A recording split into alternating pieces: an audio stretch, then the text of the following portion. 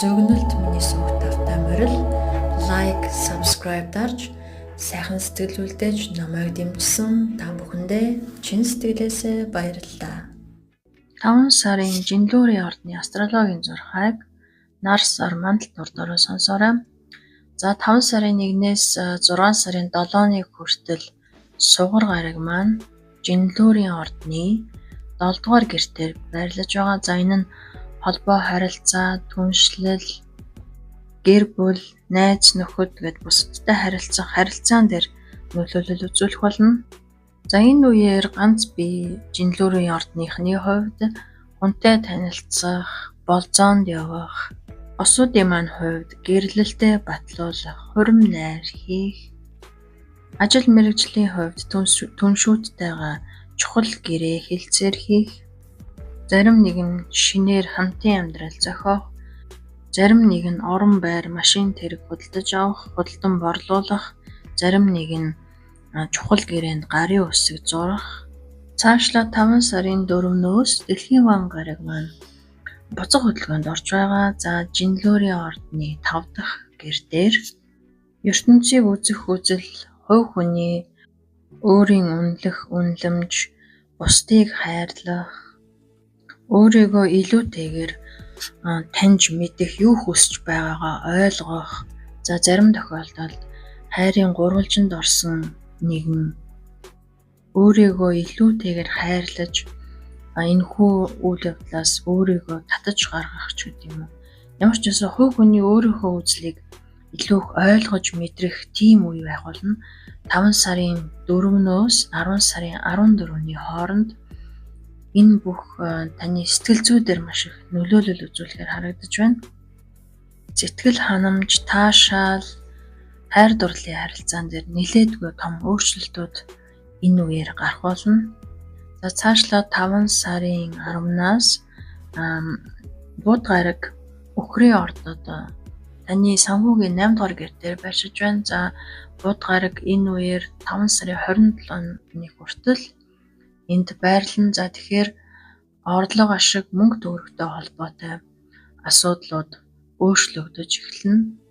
Мөн энэ үеэр орлого ашиг нэмэгдүүлэх тал дээр илүү хичээж ажиллах, төвлөрөх. За мөн гэр бүлийн ашиг, гэр бүлийн санхүүтэй холбоотой зүйлсүүд дээр нөлөөлнө. За цаашлаад зарим нэг нь шинэ үйлчлүүлэгчтэй болох, зарим нэгнийх нь хувьд татварын буцаан олголт авах, татвар төлөх, зарим нэгнийх нь хувьд татварын суглаанд хожих ч гэдэм юм. Зарим нэгнийх нь хувьд одоогийн хийж байгаа үйл ажиллагаа, бизнестэй хөрөнгө оруулалт татах, гаднаас дэмжлэг хүлээн авах, оюутан сурагчдын хувьд тэтгэлэг авах, гэх мэтчлийн ерөн санхүүжилттэй холбоотой бүхэл үйл ажиллагаанд нөлөөлөл үзүүлэхээр харагдаж байна. Тэгэхээр 5 сарын 10-наас 5 сарын 26-7-ны хүртэл та бүхэн маань санхүү мөнгөтэй холбоотой ажлуудаа шийдвэрлэхийг хичээгээрэй. 5 сарын 12-нд бүтэн сар хилэнцгийн ордод гарч байгаа. За тэгэхээр 5 сарын 9-өөс 12-ны хооронд мөн таны бизнес санхүүгийн үйл ажиллагаанд бүтэн сар маань та бүхэндээ мөн дэмжлэг үзүүлэхээр харагдаж байна. 5 сарын 20-оос нар өхрийн ордод таны 9 дугаар гэртээр байрлаж эхэлнэ. За тэгэхээр үүнтэй холбоотой аялал жуулчлал, сургалт, семинар, зар сурталчилгаа, олон нийтийн үйл ажиллагаа, за хууль зүйн асуудал, шүүх, цагдаа, эсвэл гадаад орны хүмүүстэй холбоо тогтоох, харилцаа холбоо гэх зэрэг зүйлүүд дээр нэлээдгүй нөлөөлөл үзүүлнэ. 5 сарын 26-наас санчир гараг эх 3 жилийн турш жинлүүрийн ордныхны 7 дугаар гэртээр байршихаар харагдаж байна. За тэгэхээр энэ хугацаанд хэрвээ ямар нэгэн эрүүл бус харилцаа байсан бол энд цэвэрлэгээ явагдаж энэ зүйлийг таслан зогсоохоор харагдаж байна. Зарим нэгнийх нь хувьд бусадтай харилцах, харилцаа хандлага дээр илүү их анхаарч сайжруулалт хийн. Зарим нэгнийх нь хувьд одоогийн өөрийн байгаа байр суурийг баталгаажуулах, сайжруулах, өөрчлөх гэсэн зүйлүүд харагдана. За тэгэхээр санчир гараг маань эх 3 жилийн турш жинлүүрийн ордныхонд Альваад нухацтай хандах, өөрийн байр суурийг баттгах, бэхжүүлэх, бусадтай хариуцлагатай хандах зэрэг зүйлсүүд дээр маш их нөлөөлөл үзүүлж цэвэрлэгээ явуулах болно. Тэгэхээр эрүүл бус харилцаатай одоогийн байгаа байдал нь таалагдахгүй тийм харилцаа байгаа бол энэ зүйл эцэлж энд дуусах нь байна. Өөрчлөгдөх нь байна. Альва зүйл маш их хөдөлгөөн хийгдэнэ. 5 сарын 26-наас эх 3 жилийн хугацаанд синглчүүдийн маань хувьд хүнтэй танилцвал маш урт удаан хугацааны бат бих харилцаа үүсгэж чадхаар харагдаж байна. Санчир гараг гэр бүлийн харилцаа, хайр дурлалын харилцаан дээр маш идэвхтэй нөлөөлөл үзүүлдэг. Одоогийн харилцаа нь эрүүл, зөв, маш сайхан халуун дулаан ийм харилцаатай хосуудын хувьд энэ харилцаа маань илүү их гүнзгийрч магадгүй зарим нэг хосууд гэрлэлтэй баталгаажуулахаар харагдаж байна. Тэгэхээр цаашлаад эх 3 жилд зарим нэг жинлүүрийн ордныхны маань байр суурь ихээхэн өөрчлөгдөнө гэдэг нь магадгүй ганц бий байсан жинлүүрийн ордныхан гэрэлсэн гэсэн байр суурин дээр өөрчлөгдөх, эрүүл бус харилцаанд байсан таагүй ур амьсгалтай байсан гэрлэлтүүд маань ганц бий болох гэх мэтчлэн нилээдгүй өөрчлөлт та бүхний одоогийн байр суурь мөн харилцаан дээр маш их өөрчлөлт гарахаар харагдаж байна. 5 сарын 28-нд шинэ сар Эхрийн ордод гарч байгаа. За тэгэхээр 5 сарын 27-8-наас хойш жинлүүрийн ордныханд маань нийгмийн харилцаа холбоогоо илүү өргөжүүлэх, бусадтай харилцаа холбоо тогтоох, өөрийн одоогийн байгаа ажил, карьер, бизнесээ илүү их өргөжүүлэхээр шийдэх зэрэг зүйлүүд дээр маш их нөлөөлөл үзүүлэхээр харагдаж байна. Зарим нэгнийх нь хувьд амьдралдаа эрс, шинжлэлт, өөрчлөлт хийх хүсэл төрн, зарим нэг нь гадаад руу явах, зарим нэг нь одоогийн амьдарч байгаа байршлаа солих, өөр одоо хотод газар очиж амьдрахыг хүсэгч гэдэг юм уу. Эрс, шинжлэлт, өөрчлөлтөнд нөлөөлөхөөр харагдаж байна. За ингээд үргэлжлүүлээд Таро мэргийн хамтдаа эзгээ. Таро мэргийн нарны ордоор сонсоорой гэж зөвлөе. За эхний карт маань Nine of Swords гарч ирсэн байгаа. За энэ Nine of Swords бол баг зэргийн айдас, за бодлогошрох, ганцаардах, уучин таагүй дурсамж, бодлууд сэтрэгч гэдэг юм уу. Өөрийгөө маш багаар үнэлэх, дотоодын сэтгэл ханамжгүй байх зэрэг сэтгэл зүйн хувьд ийм зүйлүүдийг илэрхийлнэ.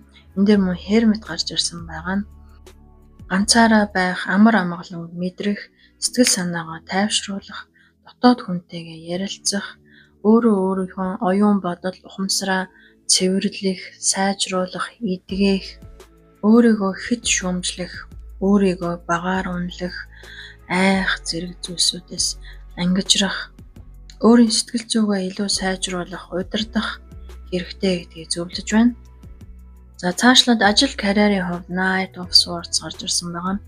Энэ сард маш зоригтой, зорилготойгоор хурдан шийдэмгий алхам хийхийг хүсч магадгүй. Зарим нэг нь гинтийн яаралтай шийдвэр гаргах, эсвэл эрсдэлтэй алхам хийх зэрэг шийдвэрүүд гаргаж магадгүй. Five of Wands бас гарч ирсэн байгаа. За энэ нь бол ажлын орчинд таны хувьд өрсөлдөөн эсвэл маргаан үзэл бодлын зөрчил гарч магадгүй юм.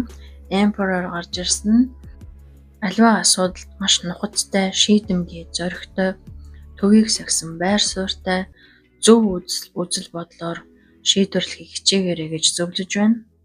Аливаа зүйл хяналттай, хүлээцтэй, хариуцлагатай хандаарай гэж зөвлөмөр байна. За санхүү мөнгөний байдал дээр Five of Pentacles гарч ирсэн нь Five of Pentacles бас баг зэргийн санхүүгийн хүндрэлийг илэрхийлдэг. Тэгэхээр аливаа орж ирсэн орлогыг өөр ашиггүй зарцуулахаас сэргийлээрэй.